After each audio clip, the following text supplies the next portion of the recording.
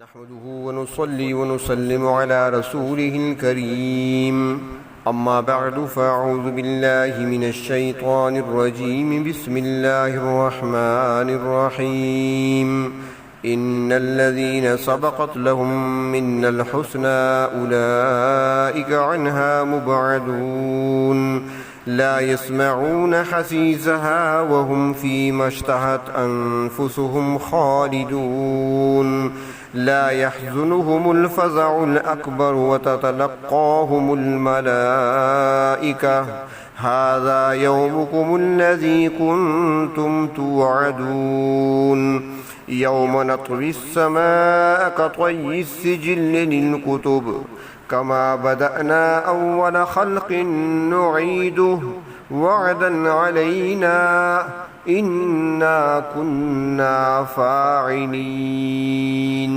صدق الله مولانا العظيم اللهم صل على سيدنا محمد وعلى آل سيدنا محمد وبارك وسلم سورۃ انبیاء کی آیت نمبر 101 تا آیت نمبر 104۔ گزشتہ درس میں کفار کا انجام بیان فرمایا گیا۔ دو باتیں گزشتہ درس میں گزری ہیں۔ ایک تو اللہ تبارک و تعالی نے ارشاد فرمایا وَحَرَامٌ عَلَىٰ قَرْيَةٍ أَهْلَكْنَاهَا أَنَّهُمْ لَا يَرْجِعُونَ، اور حرام ہے اس بستی پر جس کے رہنے والوں کو ہم نے ہلاک کیا کہ وہ لوگ پھر نہیں آئیں گے، یعنی مرنے کے بعد، دنیا سے جانے کے بعد واپس دنیا میں لوٹ کر نہیں آئیں گے۔ تو یہاں پر ایک بات عرض کیے دیتا ہوں کہ جو بات فرمائی گئی ہے وہ عام ہے، اور ہر مرنے والے کا یہی حکم ہے کہ کسی کی واپسی ممکن نہیں ہے۔ خواب میں روحوں کا آنا اور ملنا وہ ممکن ہے، کیونکہ خواب کی دنیا ہی دوسری ہے۔ اور باقی جو لوگوں میں یہ بات مشہور ہوتی ہے کہ مخصوص دنوں میں روحیں گھروں کی طرف آتی ہیں، جمعے کی رات آتی ہیں یا فلاں رات آتی ہیں یا شب برات میں آتی ہیں، یہ روایات صحیح نہیں ہیں، اور اس عقیدے کی بنیاد پر جو اعمال کیے جاتے ہیں وہ بھی جائز نہیں ہیں۔ اور مفسرین کرام یہ بھی فرماتے ہیں کہ بیداری میں جو بعض روحوں کے آنے اور بولنے کے واقعات سنے جاتے ہیں وہ ہمزاد ہوتے ہیں، مردوں کی روحیں نہیں ہوتی۔ اور ہمزاد کیا ہے؟ فرماتے ہیں کہ انسان کے ساتھ پیدا شدہ، اور وہ ہمزاد شیطان ہے جو ہر انسان کے ساتھ لگا رہتا ہے، انسان کے ساتھ ہی پیدا ہوتا ہے، جس کو سورۃ قوف میں قرین کہا گیا ہے۔ وہ شیطان آدمی کے ساتھ مرتا نہیں ہے۔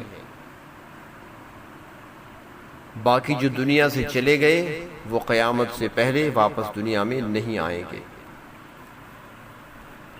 اور دوسری بات گزشتہ درس میں جو گزر چکی ہے کہ انکم وما تعبدون من دون اللہ حسب جہنم، کہ تم اور تمہارے معبود جن کی تم اللہ کے سوا عبادت کرتے تھے سب جہنم کا ایندھن ہے۔ تو یہاں پر معبود سے کون سے معبود مراد ہیں؟ تو اس واقعے سے اس کو اچھی طرح سمجھا جا سکتا ہے۔ جب یہ آیت نازل ہوئی تو کفار پر یہ بات بہت بھاری گزری، اور وہ کہنے لگے کہ اس میں تو ہمارے معبودوں کی سخت توہین کی گئی ہے۔ تو وہ لوگ اس زمانے کے اپنے ایک بہت بڑے شاعر ابن الزبارہ کے پاس پہنچے اور اس سے بات جا کر ذکر کی۔ اس نے کہا کہ اگر میں وہاں ہوتا تو اس کا جواب دیتا۔ ان لوگوں نے پوچھا کہ آپ کیا جواب دیتے؟ اس نے کہا میں کہتا کہ نصارہ حضرت عیسیٰ علیہ السلام کی، اور یہود حضرت عزیر علیہ السلام کی، اور مشرکین مکہ فرشتوں کی عبادت کرتے ہیں، تو کیا یہ بھی جہنم میں ہوں گے؟ تو وہ کہنے لگا کہ محمد صلی اللہ علیہ وسلم اس کا کوئی جواب نہیں دے سکیں گے۔ اور فرماتے ہیں کہ پھر ایسے ہی ہوا کہ وہی شاعر، چونکہ وہ خود بھی اسلام مخالفین میں سے تھا، تو حضور اکرم صلی اللہ علیہ وسلم کے پاس ایک مرتبہ حاضر ہو کر عرض کرنے لگا کہ حضرت عیسیٰ علیہ السلام اور حضرت عزیر کون ہیں؟ کیا یہ اللہ کے نیک بندے نہیں ہیں؟ اور پھر کہا فرشتے کون ہیں؟ کیا یہ اللہ کی پاکیزہ مخلوق نہیں ہیں؟ جب ان سوالوں کے جواب حضور اکرم صلی اللہ علیہ وسلم نے اس بات میں دیا کہ وہ دونوں اللہ کے نبی ہیں اور معصوم ہیں اور فرشتے اللہ تبارک و تعالیٰ کی پاکیزہ مخلوق ہیں، تو پھر وہ کہنے لگا کہ ہم تو انہی پاک ہستیوں کی پوجا کرتے ہیں، ان کو معبود مانتے ہیں۔ اب اگر آپ کے کہنے کے مطابق عابد اور معبود یعنی عبادت کرنے والے اور جن کی عبادت کی جاتی ہے قرآن پاک میں آ گیا کہ سب جہنم میں جائیں گے، تو پھر یہ پاکیزہ لوگ بھی کیا ہمارے ساتھ ہی جہنم میں جائیں گے معاذ اللہ؟ تو اس کا جواب اللہ رب العزت نے دیا کہ جو باطل معبود ہیں اس سے مراد حضرت عیسیٰ علیہ السلام، حضرت عزیر علیہ السلام اور فرشتے نہیں ہیں، کیونکہ وہ اپنی پوری زندگی تمہارے شرک سے بیزاری کا اظہار کرتے رہے اور قیامت کو بھی تم سے برات کا اعلان کریں گے اور کہیں گے ہم نے تو انہیں اپنی پوجا کے لیے نہیں کہا تھا بلکہ یہ تو اصل میں شیطان کی اتباع کرتے رہے، لہٰذا وہ باطل معبودوں کے زمرہ میں آتے ہی نہیں ہیں اور اس وعید سے مستثنا ہوں گے۔ یہی شاعر جن کا تذکرہ ابھی چلا ہے ابن الزبارہ، جن کا نام عبداللہ تھا، یہ فتح مکہ کے بعد مسلمان ہو گئے تھے اور مخلص مسلمانوں میں سے ہیں۔ تو کفار کا انجام بیان کرنے کے بعد اب مؤمنین کا انجام بیان فرمایا گیا ہے۔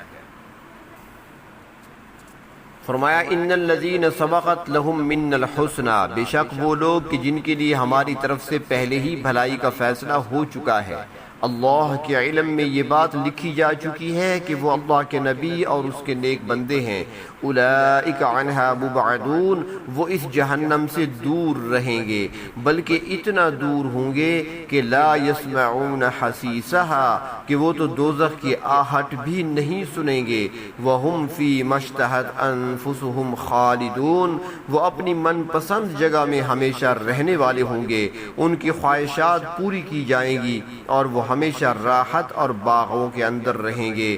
اللہ رب العزت نے ان کے اس باطل خیال کی تردید فرما دی کہ یہ پاک ہستیاں اور مشرکین و کفار اکٹھے رہیں گے۔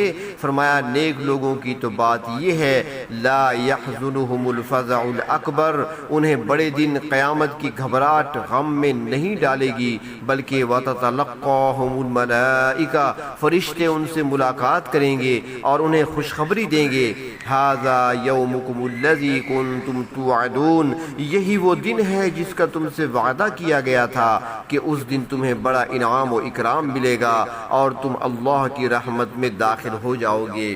آج وہی وعدے کا دن ہے۔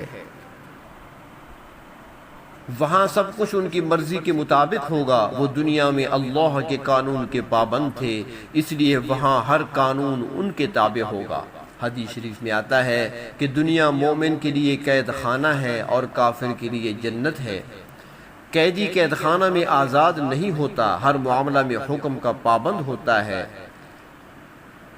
اور قید خانہ میں قیدی کا جی کبھی نہیں لگتا، وہ اس کو اپنا گھر نہیں سمجھتا، ہر وقت اس سے نکلنے کا خواب دیکھتا رہتا ہے۔ اور جنت میں کوئی قانونی پابندی نہیں ہوتی اور کبھی وہاں سے نکلنے کو جی نہیں چاہتا۔ بس مومن کو چاہیے کہ دنیا میں قانون کی پابندی کرے اور دنیا سے جی نہ لگائے، جی لگانے کی جگہ جنت ہے۔ وہ کافر ہی ہے جو اس دنیا میں بے قید زندگی گزارتا ہے، منمانی کرتا ہے اور یہاں ہمیشہ رہنا چاہتا ہے، جبکہ یہاں سب کچھ عارضی ہے اور جنت کی یہ کیفیت عارضی اور وقتی نہیں ہوگی بلکہ دائمی ہوگی جو کبھی منقطع نہیں ہوگی۔ جنت کی مسرتوں اور راحتوں کا حال ہم جانتے نہیں ہیں اور نہ ہی اس کا اندازہ لگا سکتے ہیں۔ پروردگار عالم نے خود ہی بتا دیا کہ وہاں پر خوشی ہی خوشی ہوگی، راحت ہی راحت ہوگی، گھبراہٹ نہیں ہوگی۔ انسان وہاں پر غمگین نہیں ہوں گے بلکہ جو چاہیں گے وہی ان کو وہاں پر ملے گا۔ آگے اللہ تبارک و تعالیٰ نے فرمایا یوم نطوی السماء کطی السجل للکتب، اس دن ہم آسمان کو اس طرح لپیٹ دیں گے جس طرح کسی نوشتے کو لپیٹ دیا جاتا ہے۔ سجل سے کیا مراد ہے؟ مفسرین اکرام اس کے دو معنی کرتے ہیں۔ ایک فرماتے ہیں کہ نامہ اعمال لکھنے والے فرشتوں کے سردار کا نام ہے۔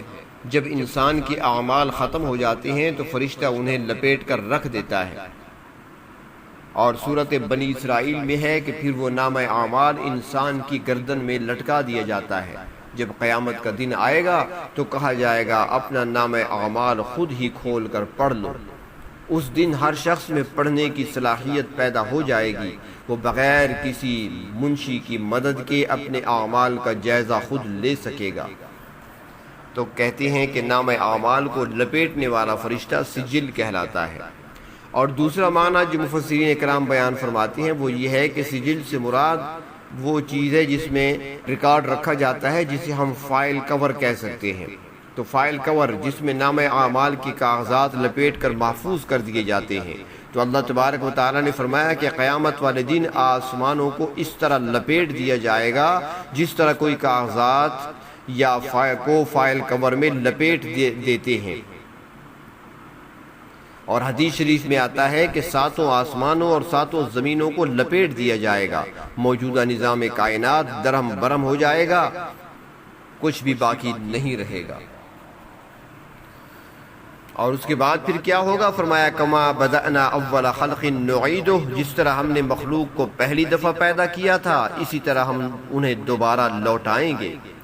نبی اکرم صلی اللہ علیہ وسلم نے ایک مرتبہ ارشاد فرمایا یا ایھا الناس، اے لوگو، انکم محشورون الی اللہ حفاۃ عراۃ غرلا کما بدأنا اول خلق نعیدہ، لوگو تم قیامت کے دن سر اور پاؤں سے برہنہ اور بغیر ختنہ کے پیدا کیے جاؤ گے۔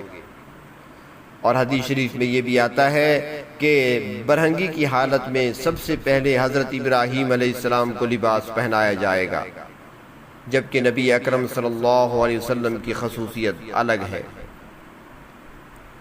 حدیث شریف میں یہ بھی آتا ہے، نبی اکرم صلی اللہ علیہ وسلم کا فرمان مبارک ہے کہ جب قیامت برپا ہوگی تو سب سے پہلے میری قبر کھلے گی، میں باہر آؤں گا، فَأُقْسَى حُلَّةً مِّنَ الْجَنَّةِ، تو مجھے جنت کا لباس پہنا دیا جائے گا، جبکہ باقی ساری مخلوق بغیر لباس کی ہوگی۔